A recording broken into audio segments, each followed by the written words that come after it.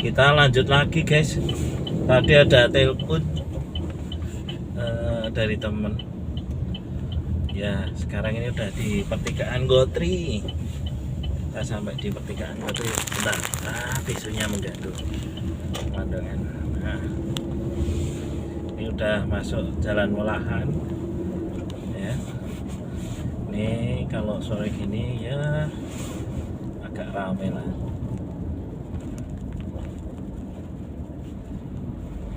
Tapi ini sebenarnya jalannya banyak bagusnya. Sini udah aspal buat ya agak lebar lah. Tapi lubangnya juga ada lah beberapa. Enggak semulus jalan. Ini dalam kota. Di depan kok pelan banget ya.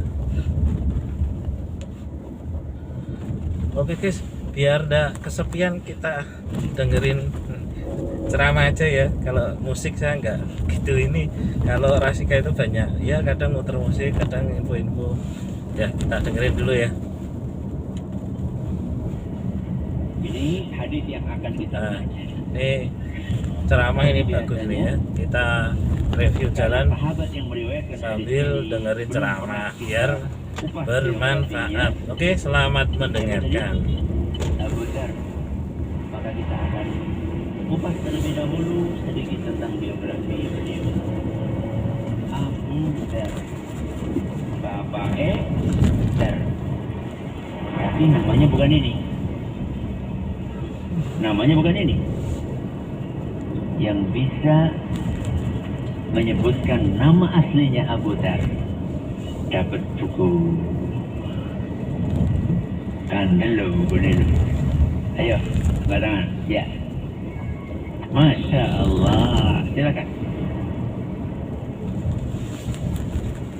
Kan pena tahu karena tanggungan. Namanya adalah Jundub. Siapa? Jundub. Ayahnya Junadah. Berarti Karena berhubung suaranya kurang bersih, saya ganti channel dulu guys ya, ke Rasika. Pak EZ Arifin. Pak Arifin. Kita Arifin, dengarkan terima kasih. perkembangan TL kondisi Kelinci, TL di jalan. Gajah ini terpantau cukup padat, terutama Anda yang mengarah ke timur ya. Siap-siap saja. Terima kasih Pak Arifin informasinya. Kemudian Pak Ananta. Bro, ini agak tersendat Mas Yuli. Putar balik dari arah tol itu agak tersendat sedikit, tapi masih bisa jalan. Terima kasih. oke. Terima kasih informasinya Pak Ananta. Kemudian Pak Antobona, ini kontainer yang depan RSUD Ungaran. yep, masih ada di sana, lajur sebelah kiri pas di TL yang muruknya kuning aja. Yang blit kuning aja kan yaitu depan rumah sakit umum daerah Ungaran. Terus setelah TL DPRD ya. Oh, masih level 2 Semarang tuh. Level 3. Oh, level 2. Nggak level 1 tapi diberlakukan aturan level 2 gitu loh. Hah? Semarang itu masih level 1, cuman untuk aturannya diberlakukan Level 2. level 2 gitu. Kemarin saya baca di berita. Oke. Untuk levelnya 1, tapi peraturan PPKM-nya level 2. Oh, berarti belum ya. Oke. Soalnya kan Semarang masih rame soalnya. Rame-ramenya. Oke. Pak Antobona, terima kasih informasinya. Lajur sebelah kiri di depan rumah sakit Ungaran. Arah ke selatan masih ada truk yang terungguk. Kemudian Kawati 1651. Selamat sore Rafika. Mau menginformasikan saja oke Pak Tony. jalur yang ke arah Karangjati itu ada truk kontainer mogok tepatnya di depan RSUD Ungaran. Untuk sementara lalin tadi saya lewat masih lancar. Terus yang tadi yang 23 tuh KM itu di daerah Susuan, tadi itu saya lewat juga, memang banyak petugas-petugas itu di daerah situ, mungkin ada terjadi laka. Oh. Oke. Terima kasih. Terima Tetap kasih semangat. Pak Tony, terima kasih. Tetap semangat juga untuk Anda. Oke, KM423 arah ke Banyumanik masih ada ini ya. Nggak tahu apakah ada laka lantas, tapi banyak petugas di sana. Hati-hati, ambil lajur sebelah kanan saja. Truk kontainer mogok yang mengarah ke Bawen di depan rumah sakit masih ada di sana. Terima kasih informasinya. Selebihnya yang mengarah ke selatan masih terpantau cukup lancar. TL Karangjati juga tidak begitu panjang, yang panjang malah arah sebaliknya. Kemudian ada siapa? Pak Falik, Mas Yuli Bagre, info lalu dari Gunung Pati ke Salatiga. Oke, Gunung Pati menuju ke arah Salatiga. Anda kalau melintas sampai dengan TLA Salama, Sisimukin juga masih cukup lancar, tidak ada ketersendatan. Kemudian ke arah selatan juga masih cukup lancar sampai dengan pertigaan Bawen juga lancar, Tuntang, Lopai sampai dengan masuk Salatiga lancar. Pelan-pelan. Pak Akon. Ya, Ini melintas di Jalan Sultan Agung arah ke bawah ataupun sebaliknya ramai lancar gitu. oke. Terima kasih. Terima kasih informasinya, Pak Aklan. Kemudian Ini Cak Ion, selamat sore. Medoho Raya, terowongan arah ke Telogosari banjir. Jalan Raya Gajah juga banjir, banyak sepeda motor yang mogok. oke. Hai. Itu biasa itu jalan Hujannya Raya lama itu tadi banjir. sebenarnya. Enggak ya? Terus banget. Oke. Terima kasih Cahyon informasinya. Di kawasan Medoh Raya, terowongan tol ke arah ke Telogosari, ini ada genangan air kawan-kawan. Gajah Raya juga sama, banyak sepeda motor yang mogok. Kemudian Pak Agus Purwadi. Selamat sore Mas Yunito, kita Selamat ini sore. sedang melakukan dari kawasan Solo Raya, terpantau pada sore hari ini kawasan Solo Raya terpantau hujan ya Mas Yunito. oke. Hujan ini OTW mau ke Semarang via Konven. Terima kasih. Masya Allah, terima kasih Pak Agus Purwadi informasinya. Solo hujan juga kawan-kawan. Pak siapa ini? Oh, pasti kalau siang Mas Yuli sama Mbak Beta buat ketawa terus, karena Mbak Beta Mas Yuli buat ketawa untuk semua orang. Ungaran hanya mendung dengan Bu Nanda. Anda, Hah? Iya, Bu Nanda. Bunanda, Bunanda. Bu Nanda. Bagus ya, Bunanda. Oke. Bunanda. Bu Nanda. Kayaknya jadi satu kesatuan gitu kan. Bunanda. Bu Nanda. Nggak dari Afrika kan? Siapa namanya? Yang Black Panther itu siapa? Wakanda. Wakanda. Rumahnya Wakanda RT 1. Bunanda. Pak Ananta level 7 aja biar pedes. Saya mah level 10. Aduh, janganlah. Mulus muter. Level 10, level 15 masih sanggup. Yang level-level itu sekarang semua makanan ya. Nggak hanya cemilan, ayam, Ini Geprek. geprek. Sekarang cemilan-cemilan kayak apa namanya? bakso ya. Ada ya? Bakso kan mercon. Ya maksudnya juga level juga. Enggak, Nggak ada ya? enggak ada kalau bakso. Mie nggak ayam ada. ya? Yang ada bukan mie ayam, miago. Miago, mie ayam goreng. Oh, ayam goreng. Itu banyak Nasi makanan. goreng nggak ada ya? Nggak ada. Nggak ada. Paling ayam-ayam pokoknya yang ini ya kekinian. Geprek-geprekan, geprek-geprekan. Terus apalagi ya? Kayak ini apa? Keripik singkong. Itu Nah ya dibikin itu. Sebenarnya kan snack yang pedes-pedes itu. kan dulu yang awal-awal singkong dari sana tuh Jawa Barat tuh ya. Siapa Pak Ici? Maici tuh ya. Gara-gara itu semuanya apa? Ya sebenarnya sebelumnya sudah ada mungkin ya, tapi yang terkenal itu. Nah ini sekarang ini. Pak Ici sekarang udah jualan Pak Ici. Pak Ici udah ada. Sekarang bisa nyari Pak Ici. Ini jadi khas mungkin ya. Iya udah jarang Pak Ici. Berapa tahun sih ya? Ya, lumayan ya. Lumayan lama ya. Tahun 2010-an ya kayaknya ya. Mulainya ya. Lumayan lama ya. Lama. Sampai orangnya jadi miliarder ya. Sekarang udah nggak ada lagi Maici. Maksudnya jajanan Maici di Semarang ini udah jarang. Jarang ya. Mm-mm. Pak Wahyu sama Erot. Daging-dagingnya. Ini udah sampai pertigaan Kenapa aja, olahan Pak? guys. Iya, Sebentar lagi masuk, Maksudnya? sebentar lagi masuk perbatasan Jepara Demak. Kalau wilayah Jeparanya itu namanya Welahan ya. Ini Welahan, masih Welahan. Nanti ada terminal Welahan.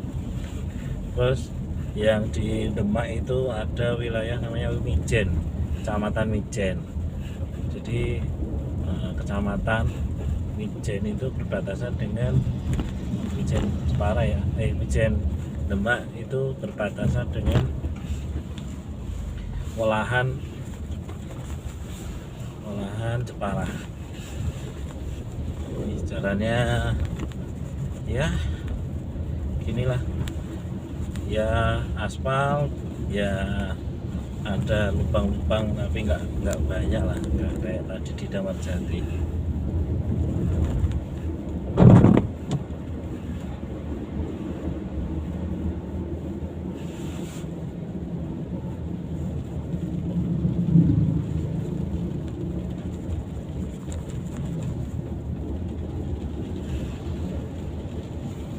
Ini udah mulai gerimis guys, gerimis. Alhamdulillah kalau mobil guys, kalau bawa motor aduh repotnya dari Jepara ke Semarang, terus ini kan bawa jas hujan dulu, pak berhenti pakai jas hujan. Saya sebelum ini 2 tahun loh guys, maju Semarang Jepara itu naik motoran guys. Ya kalau hujan ya ini lah, ngeri. Kalau sekarang aduh Pak, lebih sayang badan daripada sayang motor sama mobilnya. Namanya lebih mengutamakan keselamatan lah dan kenyamanan ya guys ya. Bukan berarti sombong nih punya mobil ini enggak. Cuma kalau mampu ya kenapa enggak gitu loh. Ya kan memang butuh mobil buat ya menemani perjalanan, menemani kerja itu kan. Nah, kerja kan ya harus modal. Transportasi ini salah satunya juga modal. Alat menuju ke tempat kerja itu sebenarnya juga modal. Kalau kerja kita jauh ya kan, kalau nggak disupport dengan transportasi yang memadai ya repot guys. Ini sebenarnya saya dilema juga ya kan? Kalau mobil saya bawa kalau anak-anak sekolah nanti diantar bundanya, kalau hujan kasihan juga ya kan? Tapi alhamdulillah ini kan kebetulan anak-anak sekolahnya ya masih kadang masuk, kadang di sekolah di rumah. Apalagi sekarang lagi pandemi.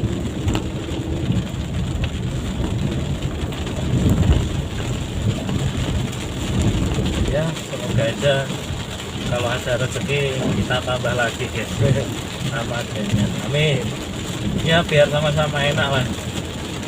Kita buat kerja juga nyaman, keluarga di rumah, pertama istri ngantar anak-anak, ngantar anak sekolah juga ya nyaman lah, nggak kerepotan. Itu kasihan kalau lihat istri nganterin kehujanan, apalagi naik motor. Aduh, mending saya yang kehujanan.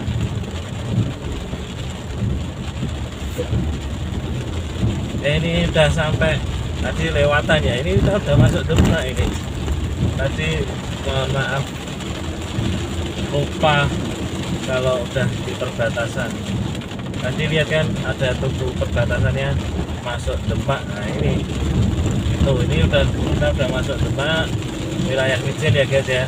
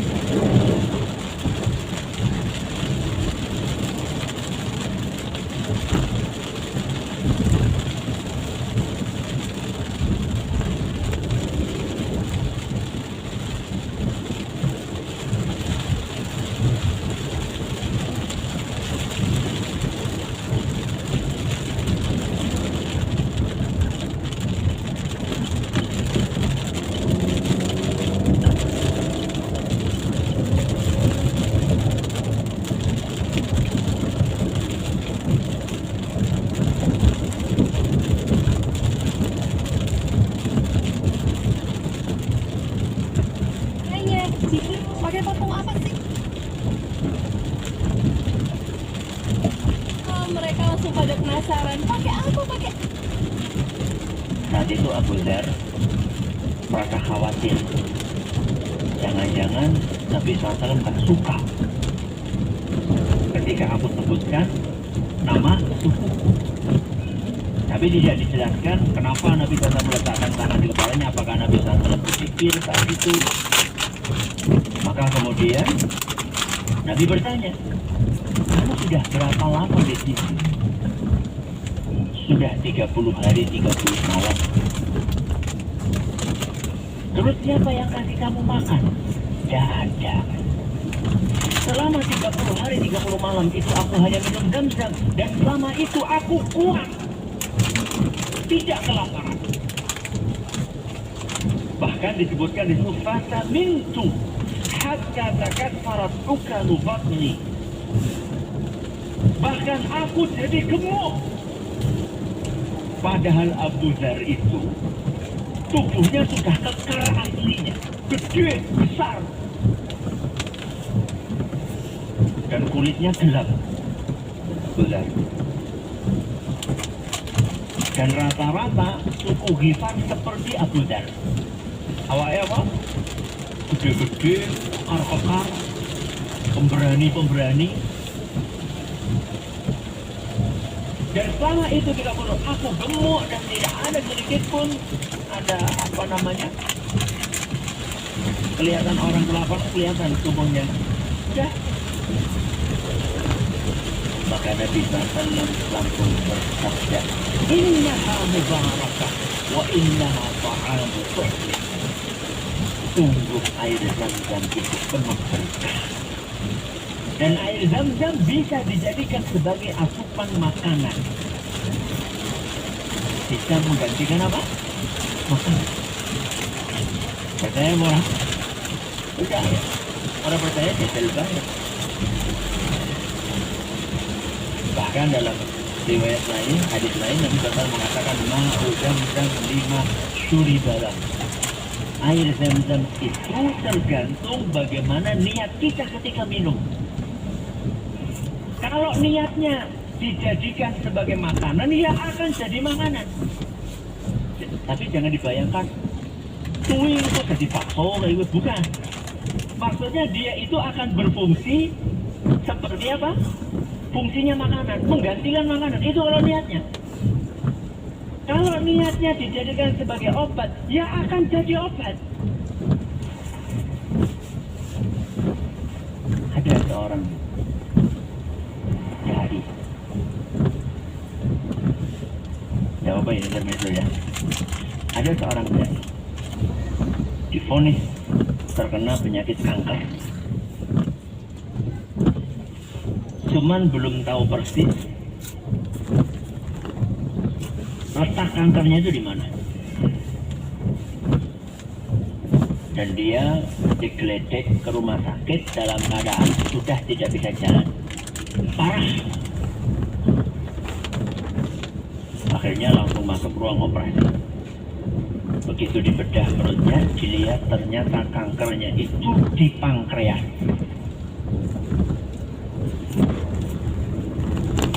Dan konon pankreas ini anggota tubuh, anggota organ tubuh yang tidak boleh di otak-atik. Bahaya sekali. Beda dengan organ tubuh yang lainnya yang masih bisa diambil separuh. Ya. Kan ada kan organ tubuh yang masih bisa diambil, ginjal misalnya ya. Kedua bisa diambil separuh satu. Ya. Liver bisa dicangkok, diganti. Kalau pankreas konon sudah nggak bisa. Dan itu sudah parah, sudah nyebar. Begitu ngelihat ternyata kankernya di pankreas, maka ditutup lagi. Bedanya ditutup, suruh apa? Pulang. Alias angkat tangan, bendera putih. Dokternya tutup, pasrah. Ya sudah pulang. Maka dia pun mengkonsumsi setiap hari zam-zam. Makanannya ya cuma kurma ajwa. Subhanallah. Tidak lama kemudian dia pergi ke rumah sakit, dibiopsi, diambil sampel sedikit dari pankreasnya, ternyata negatif. Negatif itu bagus apa tidak? Bagus atau tidak? Ya tergantung. Ini lagi dicek apakah masih ada kankernya atau tidak. Ternyata negatif alias tidak ada. Maka air zam-zam itu adalah tergantung apa niatnya. Ustaz, anakku Ustaz, EQ-nya jongkok Ustaz, orang udengan. Bisa nggak Ustaz digantikan cerebrofit dengan apa? Zam-zam. Bisa. Bahkan sebagian ulama dahulu nyesel ketika haji, kenapa kok aku tidak niat minum zam-zam untuk kecerdasan, padahal dia ulama sudah cerdas. Kembali kepada kisahnya siapa? Abu Dhar. Maka kemudian ketika mendengar ceritanya itu, Abu Bakar pun mengatakan, wahai Rasul, izinkan aku untuk menjamu orang ini. Akhirnya dijamulah oleh Abu Bakar, dan kata Abu Dhar, ini pertama kali saya masuk makanan setelah 1 bulan. Terus Nabi SAW menerima syahadatnya siapa? Abu Dhar. Lalu Nabi SAW mengarahkan Abu Dhar untuk segera pulang. Cuma Abu Dhar ini kan orang yang pemberani. Dalam hadis riwayat Bukhari, kalau tadi riwayat Muslim, hadis riwayat Bukhari disebutkan bahwa Nabi SAW pesan kepada Abu Dhar, irji' ila qaumika fa'akhbirhum hatta ya'tiyaka amri. Wahai Abu Dhar, sekarang tugasmu pulang. Kemudian dakwahi kaummu, ajak mereka masuk Islam, dan tunggu komando berikutnya. Suruh pulang. Tapi Abu Dhar mengatakan, walladzi nafsi biyadihi, demi Allah, aku tidak akan pulang sampai aku teriakkan dengan lantang 2 kalimat syahadat di hadapan orang-orang Quraisy. Jadi Abu Dhar ini terkenal apa? Pemberani, orang dia. Dia sudah punya modal seperti itu, dan nanti dipeseni sama Nabi SAW, nanti kita akan bacakan hadisnya, supaya tidak takut dengan celaan orang.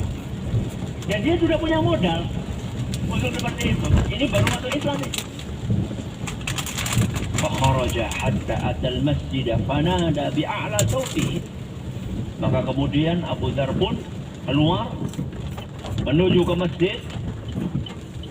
Di depan Ka'bah, orang-orang lagi pada ngumpul, beliau angkat suaranya setinggi-tingginya dan mengucapkan, asyhadu an la ilaha illallah wa anna Muhammadar Rasulullah. Apa yang terjadi? Ngamuk.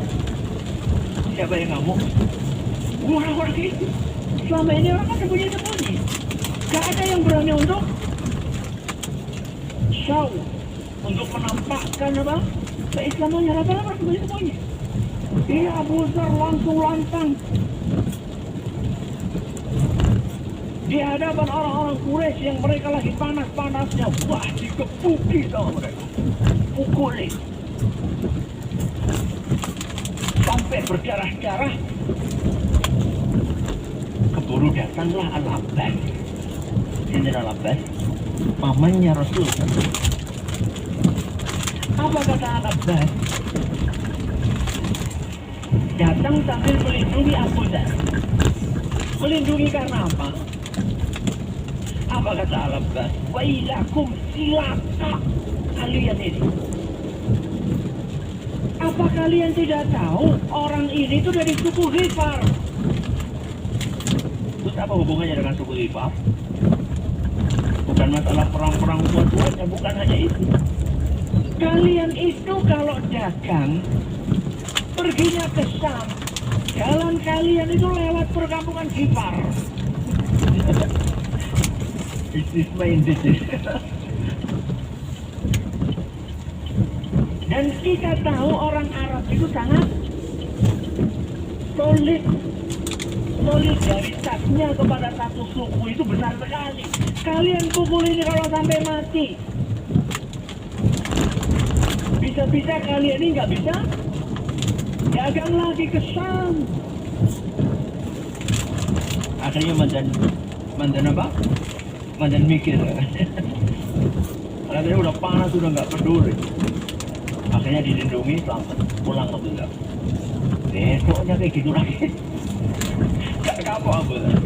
Sudah akhirnya dia pulang, nemui siapa tadi saudaranya? Hunay sama ibu. 30 hari lebih. Khawatir juga kan? Akhirnya begitu ketemu sama Hunay, gimana kamu? Aku masih Islam, kata Abdullah. Terus aku juga ikut. Hunay satu, terus Abu Dhar sama Hunay ketemu ibunya. Gimana kalian? Kami masuk Islam tuh. Ya aku juga ikut masuk Islam. Masya Allah. Ketiganya masuk Islam, kemudian mereka pulang. Ya, mereka pulang. Nah, kemudian dakwah banyak dari suku Ghifar yang masuk ke dalam agama Islam. Ketika Nabi SAW sudah hijrah ke Madinah, nah ini kan masih cerita di mana? Di Mekah. Ketika Nabi SAW sudah hijrah ke Madinah, saat itu suku Ghifar yang masuk Islam itu datang menemui Nabi kita Muhammad. Rombongan banyak beserta dengan suku yang satunya namanya suku Aslam. Suku apa? Aslam. Ghifar sama Aslam. Maka begitu mereka datang, ya, dan mereka mengumumkan keislamannya, saat itu Nabi SAW sangat berbahagia. Dan beliau mengatakan, Ghifar, ghafarallahu lahum, wa aslam kalama Allah. Ini adalah optimis. Ghifar, semoga Allah mengampuni mereka. Karena Ghifar itu mirip dengan Ghafaro. Ghafaro itu ampunan. Aslam itu mirip dengan salama, kedamaian. Dua suku ini didoakan oleh Nabi SAW dengan sesuai dengan namanya. Ghifar ini kan identik dengan ampunan, semoga diampuni oleh Allah. Aslam identik dengan kedamaian, semoga Allah melimpahkan kedamaian kepada mereka. Begitulah Nabi SAW mengajari kita untuk optimis. Nabi SAW sangat perhatian dengan Abu Dhar. Sehingga sering Nabi SAW itu titip pesan kepada Abu Dhar. Di antara pesan yang disampaikan oleh Nabi SAW adalah 7 pesan. Berapa pesan? 7 pesan. Pesan itu diriwayatkan oleh Imam Ahmad dan hadisnya dinyatakan sahih oleh Syekh Al-Albani. Abu Dhar bercerita, Amarani Khalili sallallahu alaihi wasallam bisab'in. Aku pernah diperintahkan oleh Nabi SAW, diwasiati dengan 7 hal. Kita udah sampai pertigaan. Yang pertama, Rangguli, guys. hubbil masakini wad-dunuwi minhum. Aduh, jalan di sebelah kiri nih. Aku diperintahkan oleh Nabi SAW untuk mencintai orang-orang miskin dan dekat dengan mereka. Ini pesan dari Nabi buat Abu Dhar saja atau buat kita semua? Buat kita semua. Kalau kita lebih senang dekat sama siapa? Orang miskin apa orang kaya?